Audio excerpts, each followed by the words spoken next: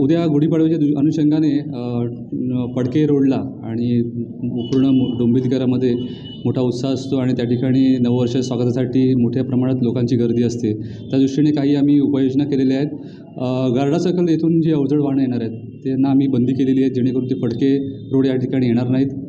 त्यानंतर आप्पा दातार चौक, बाजीप्रभू चौक येथून फडके रोड या ठिकाणी येणाऱ्या वाहनांना आम्ही बंदी केलेली आहे, सर्व प्रकारच्या वाहनांना, जेणेकरून हा जो नववर्षाचा जो स्वागताचा कार्यक्रम आहे तो उत्साहात आणि आनंदात पार पडेल. काय आवाहन करा? मी जनतेला आवाहन करेन की या ठिकाणी मोठ्या प्रमाणात गर्दी होतेच, परंतु आपल्या जो आम्हाला वाहतुकीच्या दृष्टीने आम्हाला पूर्ण व्यवस्था व्यवस्थित पार पाडायची आहे, त्यामुळे आम्हाला पोलिसांना सहकार्य करा.